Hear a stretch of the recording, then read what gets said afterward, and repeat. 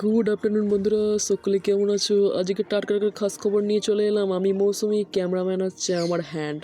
আজকে বেশি কিছু রান্না বান্না করবো না, অল্পের মধ্যেই চালিয়ে দেবো, কারণ পাশের বাড়ির পচার পচার বইয়ের সাথে হেভি পাওয়ার লেগেছে, সেটাই শুনতে যাবো। আমরা তো বাঙালি বস, আমাদের হচ্ছে লোকের ঘরের ঝগড়াটা কান পেতে সময় হচ্ছে আমাদের প্রধান কাম। তো এইদিকে ডিম আলু ভাতে দিয়ে ঝপঝপ করে আগে ভাতটা বসিয়ে দিলাম। আজকের রান্নার মেনু হবে কষা কষা ডিমের কারি, আর আমার বরের প্রিয় কড়াই শাক ভাজা, আর ঝাল ঝাল লঙ্কা ভেজে পেঁয়াজ ভেজে আলু ভাতে। তো এইদিকে ধনে পাতা ধনের মতো চুপসে গেছে। ওইদিকে বাপ আর মেয়ে এত জ্বালিয়ে খায় বলার কথা না। একে আমি তাড়াতাড়ি করছি ঝগড়া শুনতে হবে বলে, ওইদিকে বলে পাঁপড় ভাজা খাবো। কী আর করবো, ভাজতেই হবে, নাহলে তো ভর লাদ মেরে ঘর থেকে বাইরে বার করে দেবে। তাই পাঁপড়টা একটু ঝপঝপ ঝপঝপ করে ভেজে নিলাম। ভেজে নিয়ে দুজনকে বাটিতে করে আলাদা আলাদা করে দিয়ে দেবো। নাহলে এর আগের বার না বড্ড মারপিট হয়েছিল পাঁপড় নিয়ে, তো আলাদা আলাদা করে দুজনকে দিয়ে দিলাম।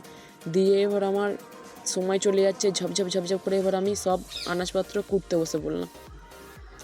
শাক ভাজা করতে গেলে না বড্ড ঝামেলা, শাকগুলোকে একদম কুচু কুচু কুচু কুচু করে কোচাতে হবে, আনাজপত্র সব কুচু কুচু কুচু কুচু করতে হবে।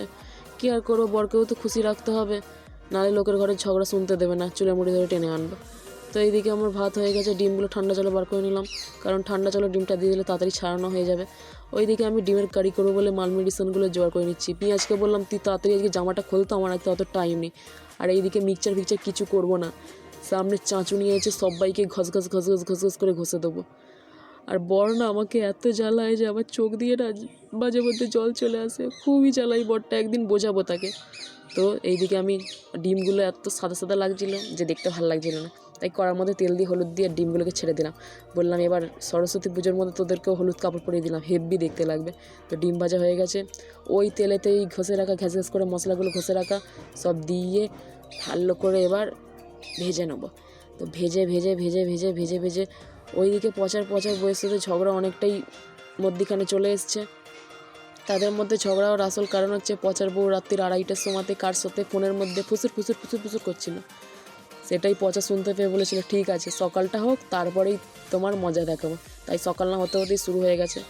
এদিকে আমার কষা কষা হয়ে গেছে, তার মধ্যে একটু জল ঢেলে দিলাম, দিকে আর ডিমগুলোকে ছেড়ে দিলাম। যত তাড়াতাড়ি রান্না হবে তত তাড়াতাড়ি দেখতে পারবো আমি গিয়ে, নাহলে সব ঝগড়া শেষ হয়ে যাবে, আমি শেষখানে যাব। এদিকে ধনে পাতা দিয়ে আমার ডিমের কারি তৈরি হয়ে গেল। তারপর কড়া বসিয়ে কড়ার মধ্যে একটুখানি শুকনো লঙ্কা দিয়ে আর সব সবজিগুলো ছেড়ে দেবো। এইদিকে কড়াই শাক করতে গেলে অনেক রকমই সবজি দিতে হয়, পেঁয়াজকলি, বেগুন, সিম দিয়ে ঝপঝপ করে নেড়ে চেড়ে তার মধ্যে এবার শাক একটুখানি নুন দিয়ে দেবো। শাক দেওয়ার আগে নুন ফুন একটু হলুদ পুরো দিয়ে দেবো, কারণ শাকটাকেও তো একটু কালারিং কালারিং করতে হবে, কালারিং না হলে আমার তো খেতে ভালোই লাগে না। দিয়ে এবার নেড়ে চেড়ে এবার শাকগুলো দিয়ে দেবো। শাকগুলো দিয়ে ভালো করে নেড়ে চেড়ে এবার বালি চাপা দিয়ে দেবো, বলবো ঝপ করে হয়ে যা। তো এইদিকে আমার কড়াই শাক ঝপঝপ ঝপঝপ করে রেডি হয়ে গেল, ভালোই হলো, তাড়াতাড়ি রান্নাটা শেষ হয়ে গেল। এবার ঝগড়াটা যেতে পারবো। এবার পেঁয়াজ লঙ্কাটা একটু ঝপঝপ করে ভেজে নিই। আজকে বর খাবে ঝাল, কাল পিছন দিয়ে বেরোবে বড় বড় লম্বা লম্বা তাল। তো আমার সব রান্না বান্না কমপ্লিট হয়ে গেল।